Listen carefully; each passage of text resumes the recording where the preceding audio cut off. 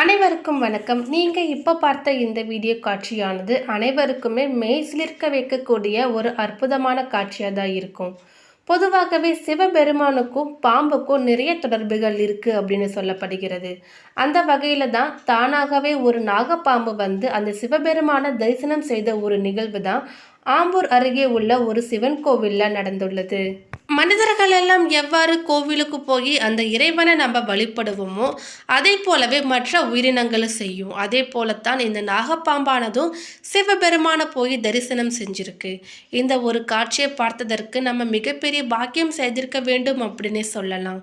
ஏனென்றால் கோவில்களில் இது போன்ற ஒரு அதிசயமான நிகழ்வு எப்போதாவது நடக்கும். அந்த நிகழ்வை நாம் பார்க்கணும் அப்படிங்கிறது காண கிடைக்காத விஷயமாகும். நிச்சயமாகவே இந்த ஒரு காட்சியை பார்த்த அனைவருமே மிகப்பெரிய பாக்கியசாலிகளாக தான் இருப்பாங்க.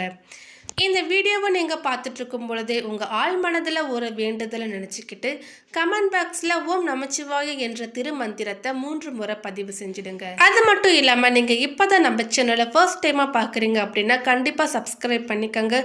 அப்படியே பக்கத்தில் இருக்கக்கூடிய பெல்லைக்கானையும் கிளிக் பண்ணிக்கோங்க. 1500 ரூபாய் மதிப்பு கொண்ட ஒரிஜினல் கருங்காலி மாலை நம்ம கிட்ட 1100 ரூபாய் மட்டுமே. பாலிஸ்டர் மாலையும் நம்ம கிட்ட இருக்கு. 8mm பாலிஸ்டர் மாலை வேணும்னா 1400 ரூபாய் வரும். கேஷ் ஆன் டெலிவரி நம்ம கிட்ட கிடையாதுங்க. ரொம்ப நம்பகத்தமையா தினமும் வந்து பாத்தீங்கன்னா நிறைய பேர் வாங்கிட்டு இருக்காங்க. மாலையிலேயே பல வகை இருக்குங்க. ஃபர்ஸ்ட் குவாலிட்டி மாலை இந்த ரேட்டுக்கு உங்களுக்கு எங்கேயுமே கிடைக்காதுங்க. கான்டாக்ட் 88 70 10 75 27. நாகதோஷங்கள் நீக்கும் தலம், மணப்பேரும் மகப்பேரும் அருளும் கோவில் என பல்வேறு சிறப்புகளை கொண்ட ஆலயமாக திகழ்வதுதான் ஆம்பூர் நாகநாத சுவாமி திருக்கோவில். அடிமுடி தேடிய தோஷம் நீங்க பிரம்மன் வழிபட்ட தலங்களில் ஒன்று.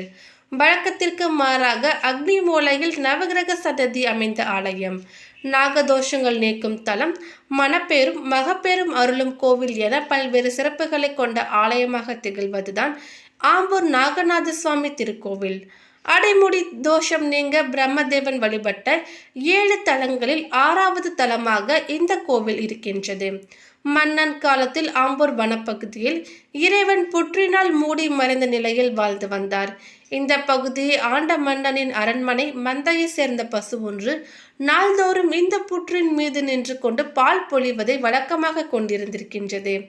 இதை கண்காணித்த இடையன் மன்னனிடம் நடந்த விவரத்தை சொன்னார். உடனே மன்னன் அந்த புற்றை இடிக்கவும் ஆணையிட்டார். மன்னனின் உத்தரவை செயல்படுத்தும் விதமாக காவலர்கள் புற்றை இடித்த போது நாகம் காத்து வந்த சிவலிங்கத்தின் மீது அடிபட்டு ரத்தம் பீரிட்டது. இதனால் அனைவருமே பயத்தில் கலைந்து ஓடினர். அன்று இரவு மன்னனின் கனவில் தோன்றிய இறைவன் புற்றில் இருந்தது தானே என்றும் எனக்கு தனி ஆலயம் எழுப்பி நாகம் காத்த என்னை நாகநாதன் என்று அழைக்கும்படியும் கூறி மறைந்தார். மன்னனும் அதன்படியே அதே இடத்தில் ஒரு ஆலயம் எழுப்பி குடமுழுக்கு விழாவை நடத்தி முடித்தார். இந்த சம்பவத்தில் ஏற்பட்ட வடுவை இன்றும் இறைவன் திருமேனியில் நாம் காணலாம். ஆம்பூர் நகரின் மையப்பகுதியில் சுமார் 1.5 ஏக்கர் நிலப்பரப்பில் சற்று பள்ளமாக 9 படிகள் கீழிறங்கி செல்லும் விதமாக இந்த ஆலயமானது அமைந்துள்ளது. இந்த ஆலயத்தின் அமைப்பு பிற்கால சோழர் கலைப்பானையில் அமைந்துள்ளது என்பது ஆய்வாளர்களின் கருத்தாகும். தென்கிழக்கு நோக்கிய 3 நிலை ராஜகோபுரம் 5 கலசங்களை தாங்கி கம்பீரமாக நிற்கின்றது. ராஜகோபுரம் முழுவதுமே கலைநயமிக்க சுதை சிற்பங்கள் கண்ணுக்கும் கருத்துக்கும் விருந்தாக்கின்றன. பிட்டுக்கு மண் சுமத்தல், அனுமன் சிவலிங்கத்தை ராமருக்கு கொண்டு வருதல், அஷ்டத்துக்கு பாலகர்கள், கால சம்ஹாரம், திருஞான சம்பந்தரின் அற்புதங்கள் முதலான புராண வரலாறுகள் சுதை சிற்பங்களாக இங்கு வடிக்கப்பட்டு உள்ளன. ராஜகோபுர நுழைவு வாசலில் வல்லப கணபதியும் புடை சிற்பமும் அவரின் வாகனமும் இருக்கின்றன. கோபுர வாசலை கடந்ததும் அக்னி மூலையில் உள்ள குருவின் பார்வை நம்மீது படுகிறது. எதிரே கொடிமரம், பலிப்பீடம், நந்தி காட்சி தர மேல் மண்டப விளிம்பில் எம்பெருமானின் திருமண கோலமும் தெய்வ வடிவங்களும் சுதை சிற்பங்களாக அழகாக இருக்கின்றன. நந்தி தேவர் நவத்வாரக கல் ஜன்னல் வழியே நாகநாத சுவாமியை தரிசிக்கிறார். தெற்கு பிரகாரத்தில் மார்க்கபந்தீஸ்வரர் சந்நிதிக்கு கிழக்கு முகமாய் அமைந்துள்ளது. அன்னை மரகாதாம்பிகை, விநாயகர், நந்தி தேவர் காட்சி தர அக்னி மூலையில் நவகிரக சன்னதியும் இருக்கின்றது. சப்தமாதர் சன்னதிக்கு வடக்கே நோக்கி உள்ளது. தென்மேற்கில் 63 சந்நிதியும் அடுத்ததாக வள்ளி தெய்வானை சமதி முருகப்பெருமானின் சந்நிதியும் அமைந்துள்ளன. அருகே தல மரமாக வில்வம் பசுமையாக காட்சி தருகிறது. ஆலயத்தின் நடுநாயகமாக நாகநாத சுவாமி வீற்றிருக்கிறார். துவால பாலகர்கள் காவல் நிற்க கருவறை சுற்றில் விநாயகர், பச்சை கல்லினால் ஆன தட்சிணாமூர்த்தி, லிங்கோத்பவர், பிரம்மா, எழிலான துர்க்கை, சண்டிகேஸ்வரர் உள்ளிட்ட சில வடிவங்களும் ஒருங்கே அமைய பெற்றுள்ளன. தட்சிணாமூர்த்தியின் பின்புறம் ஆஞ்சநேயர், சிவலிங்க திருமேனியை வழிபடும் புடை சிற்பமும் இங்கு இருக்கின்றது. ஈசான்ய பகுதியில் காலத்தீஸ்வரர், ஞான பிரச்சனாம்பிகை, பலிப்பீடம், நந்தி ஆகியவை சிவப்பு கரங்கள் மீனீராக அமர்ந்து திருமண வரம் தருவதும் குறிப்பிடத்தக்கது.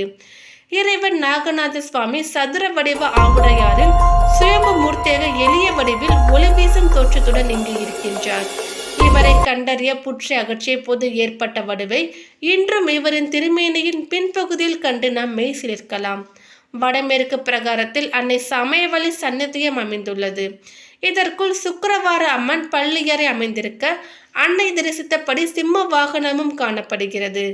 அன்னை சமயவல்லி எளியவளாக கலநயம் கொண்டு கீழ் இரு கரங்களில் அபயவரத முத்திரையோடும் மேல் இரு கரங்களில் பாச அங்குசம் தாக்கி கிழக்கு முகமாக இருக்கின்றார்.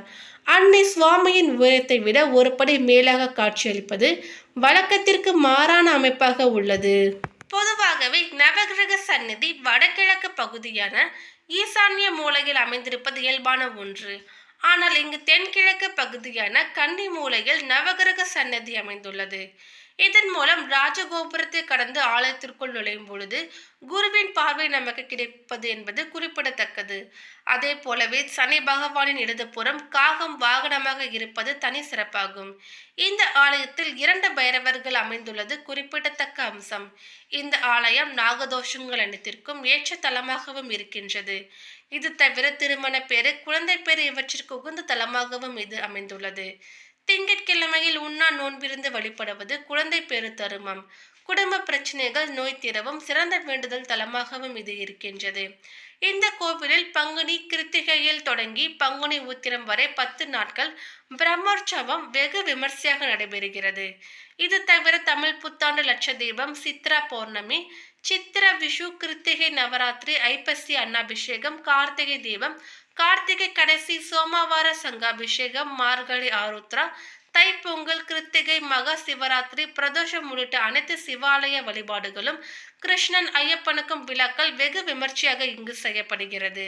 பாம்பு என்றால் படையும் நடுங்கும் என்பார்கள். பாம்பு மீது மக்களுக்கு அவ்வளவு பயம். அதே நேரத்தில் புற்று உள்ள கோவில்களுக்கு பாம்புக்கு முட்டையும் பாலும் வைத்தும் வழிபடுவார்கள். நாகங்களை வழிபடும் வழக்கம் பல ஆண்டு காலமாகவே இருந்து வருகிறது. பல கோவில்களில் நாகங்கள் வழிபட வந்துள்ள சம்பவங்களும் நிகழ்கின்றன. இதே போலத்தான் ஆம்பூர் அருகே உள்ள ஒரு சிவன் கோவிலில் பாம்பு வந்து சிவபெருமானை தரிசனம் செய்து உள்ளது. இங்கு பாம்புகள் அதிக அளவில் உலாவுகிறதாம். ஆனாலும் இந்த பாம்புகள் இங்கு யாரையும் தீண்டுவதில்லையாம். சிவபெருமான் கழுத்தில் பாம்பு இருப்பதற்கு பல கதைகளும் உள்ளன. சிவன் பாம்பை கழுத்தில் அணிகலனாக அணிந்துள்ளார். பாம்பு பயம் மற்றும் மரணத்தை வழங்கக்கூடியது. இதன் மூலம் சிவன் பயம் மற்றும் மரணத்தை அடக்கி தன் கழுத்தில் அணிந்துள்ளதாகவும் கூறப்படுகிறது. சிவனின் கழுத்தில் பாம்பு மொத்தம் 3 சுற்றுகள் உள்ளன. இந்த 3 சுற்றுகளும் நிகழ்காலம், கடந்த காலம் மற்றும் எதிர்காலத்தை உணர்த்துகிறதாம். இது சிவபெருமான் முக்காலத்தையும் உணர்ந்து அதனை கட்டுப்படுத்துபவர் என்றும் கூறப்படுகிறது.